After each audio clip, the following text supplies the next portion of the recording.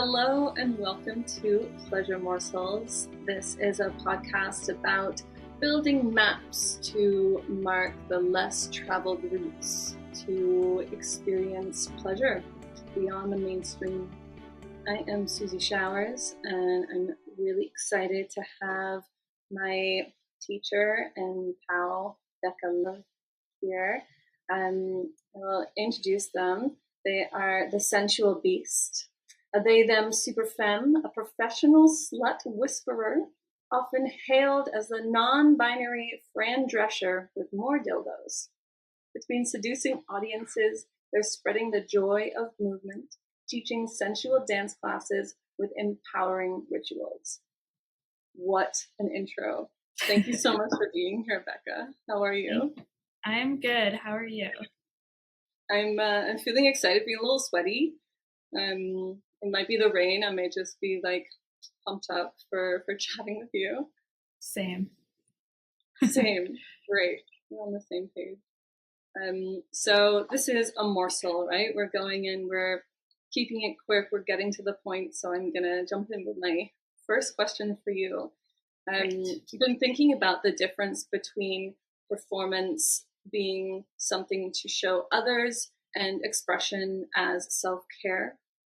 So my question is, how can we check our intentions and stay aligned to our integrity of expression rather than falling into this external validation?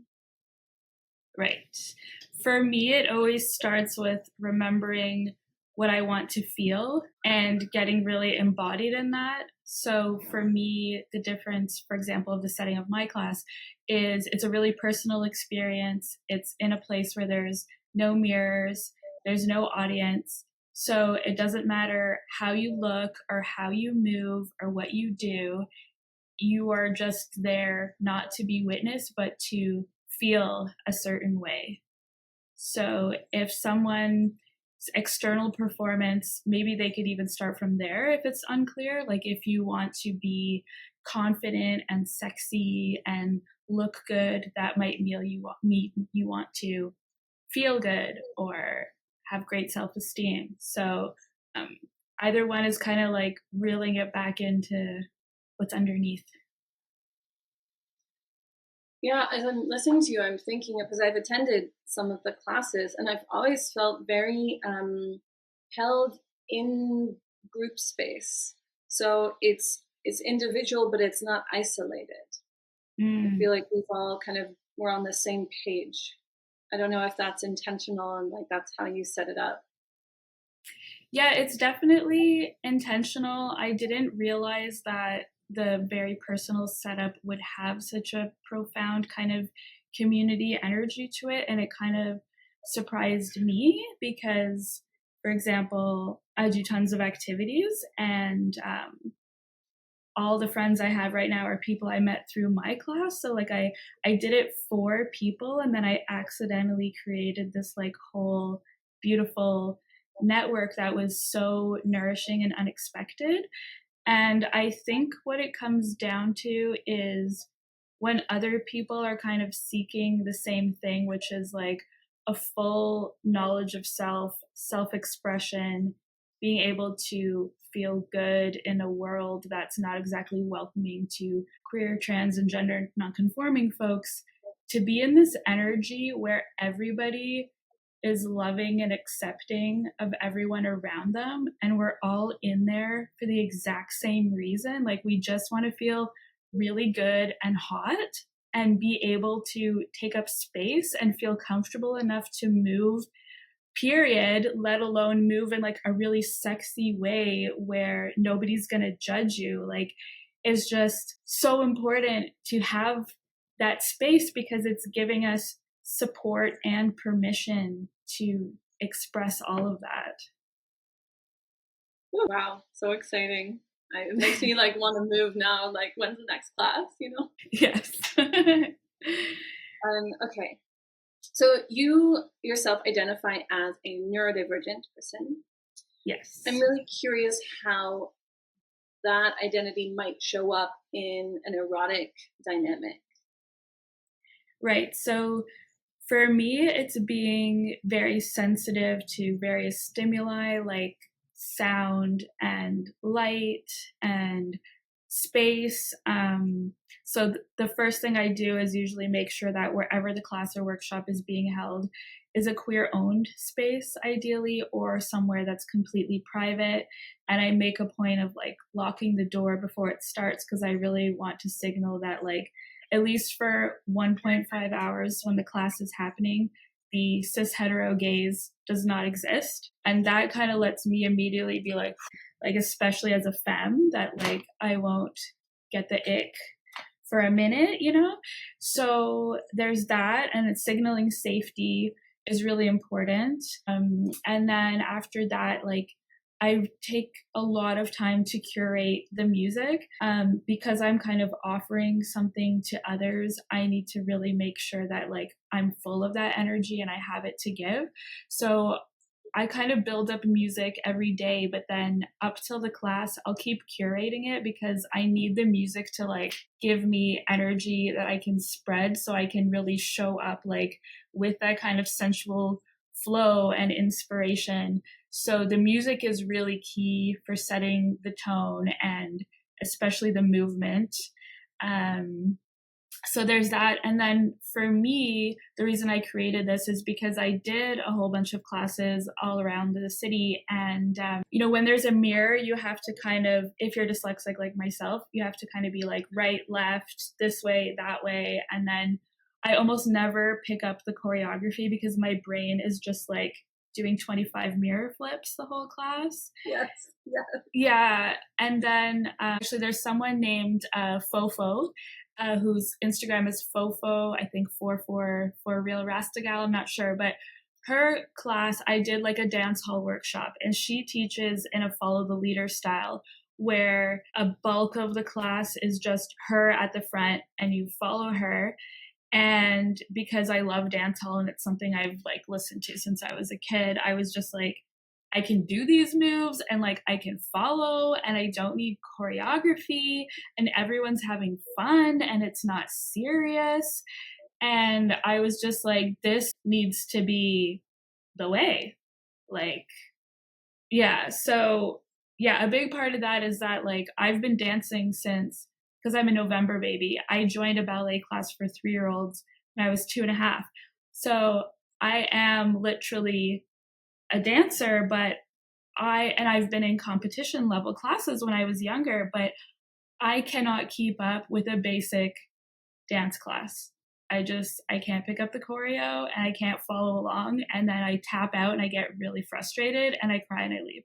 So I'm just trying to change that and also make it really welcoming to beginners because there's like a threshold of anxiety that people need to overcome in order to just go have fun. So I'm trying to eliminate as many barriers as I can to movement.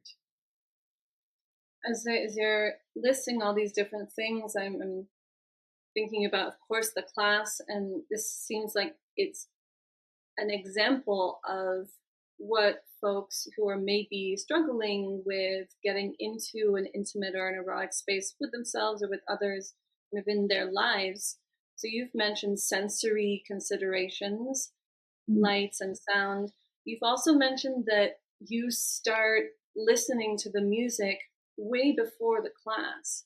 It seems like you're already in the scene or in the session, as it were, that your every decision that you make about this scheduled hour and a half, it gets you more into the zone. And you're talking about safety, and I hear safety in all of those things that you're saying, and structure.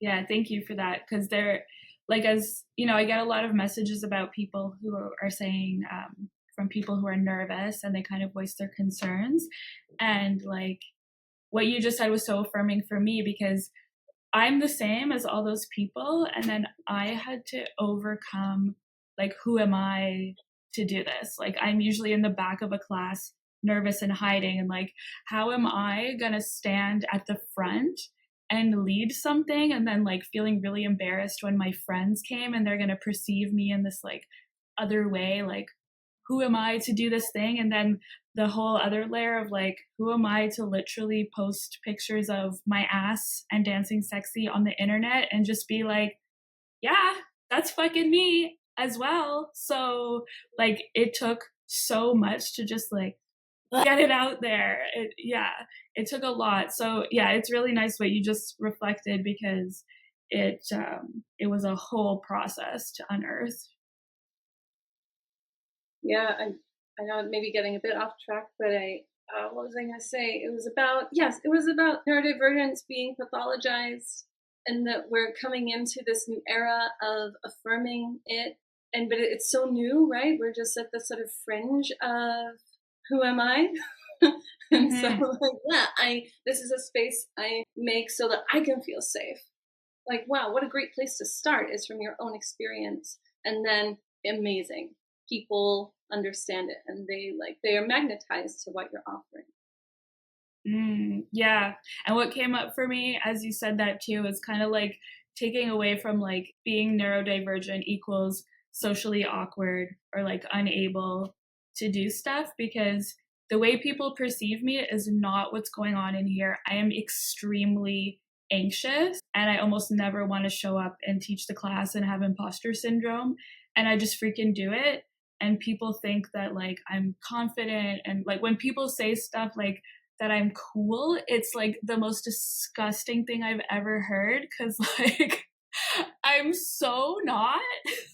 Like 90% of my life I'm in sweatpants crying in my bed, overthinking the 10 disasters that could happen in any scenario. So like that's not cool. God, I'm really trying to keep my composure so my like hysterics don't like go over what you're saying. Wow. It was disgusting. Yeah, I hate it. Wow, I hear the vulnerability in that as well. So that kind of switches into the next question. When you run your class, you invite grief and other difficult feelings into this sensual embodiment practice. I'm so curious what the intention is there. So because I do emotional freedom or tapping in the class, in order to get to the good feelings, we have to clear space for that. And we're always holding energy or anxiety or stress in our bodies, whether personal or external, global, what have you. So we really need to kind of settle that and make some space and at least have a container for that time to just put it aside and focus on a bit of self-care. So yeah, it's definitely there because it's in our body, and dancing kind of takes it out. There's that little phrase of you name it to tame it. I like that. That is a phrase. I did not make it up. But that when you call something in that's already there, but usually kind of hiding in the wings or in the shadows, it loses its grip, its power. So if we say like, yes, your grief is welcome here. Yes, your anxiety, your all the things that feel like they're holding you back. Maybe they don't go away, but they might be like allowed to be a bit more playful. Yes. Yeah, and it also makes me think of yes and, because like these big horrible things are happening all the time and they're so heavy, and we still have to show up and wake up and make ourselves breakfast and get out there. And if we're privileged enough to participate in these self-care activities, my biggest goal is like, I'm really interested in resource sharing. So we have to fill up our own cups. We can't be of service or of change to the world if we're running on empty or too depressed to leave our house. And those are states I frequent, so. Yeah, exactly. Yeah, we need that pleasure practice. Yes. A while back, you talked really quickly about tapping and emotional freedom. Just for folks who aren't aware of it, can you give a little definition? Yeah, so my kind of quick definition of it is tapping is hitting on meridian points in the body, and it's kind of like acupuncture without needles. And these spots move energy. So we tap in a sequence, and then when you pair it with affirmations, it's kind of like a somatic affirmation process. And I'm really careful to make sure that the affirmations are not things that don't feel unnatural in my body. Like, I don't do a power stance in the morning and go like, I'm a beautiful warrior princess. Like, that's no. But if the tapping has the clearing and the acknowledgement or the naming where it's like, I feel like shit today and I still need to go to work and pay the bills, and it's okay if I feel like shit because it'll pass and I'll be fine, and I am working on myself and feeling better. So these like little things that we can sort of get the body used to hearing and feeling over time is just kind of like a really beautiful way to work with crappy and good energies. Power poses. Well, I'd say I don't knock a power pose, but it might not be like super goddess, hands on hips. But like, could it be the sort of like, could a power pose be a tapping? Could a power pose be like stimming? Could curling up and holding a pillow? Like, what? Who gets to say what power is? True. I really feel called to do like a little crotch opener. That's my power pose. Yeah. It's very important to keep your hips boosted up. Yes. Little crotch opener.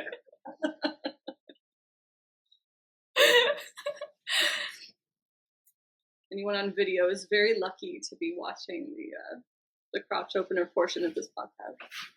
Yes. Get it. There it all is. Amazing. Yes. What a gift. Okay, so this isn't a question I've really wanted to ask, so it's why I've saved it till last. How does humor work as a tool in your practice, in your trauma-informed practice? Humor is kind of disarming, and it breaks like the surface level illusion. I want people not to take everything so seriously. Like, for example, if I advertise the class and I'm in one of those like sexy power poses, I want to be more welcoming than like, to go to this class I need to like know how to dance and have a great outfit and blah blah blah. It's just like getting rid of the surface level illusions, and laughter is pleasure. So just opening up all the ways of having pleasure in the class. So cracking jokes with your peers and not being serious so that you're not stiff, and then you can really get in the flow, is a really big thing for me.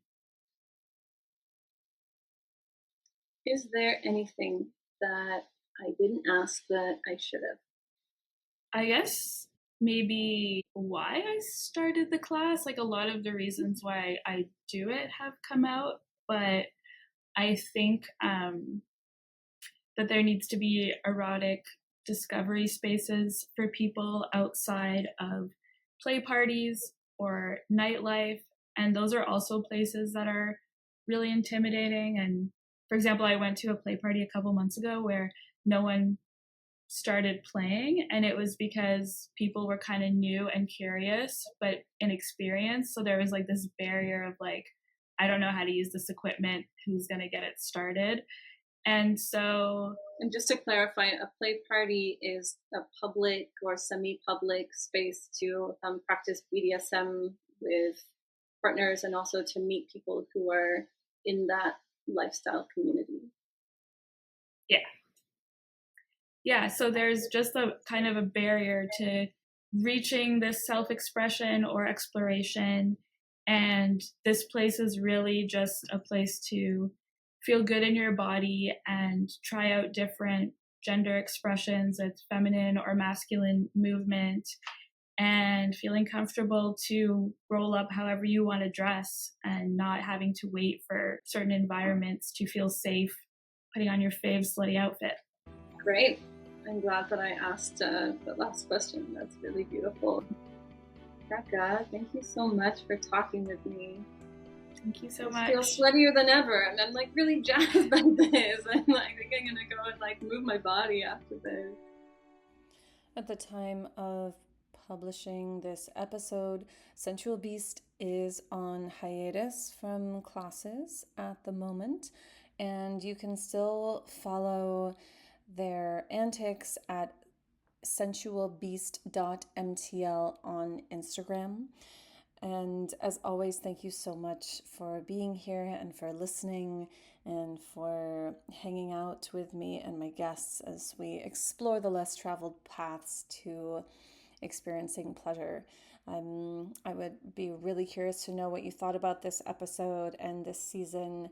My DMs are open, the comments are open. I think Spotify has a little section where you can post stuff. Also, if you have questions or something that you would like to hear about that we haven't been talking about yet on the podcast, shoot me a message. I am around. Thanks again.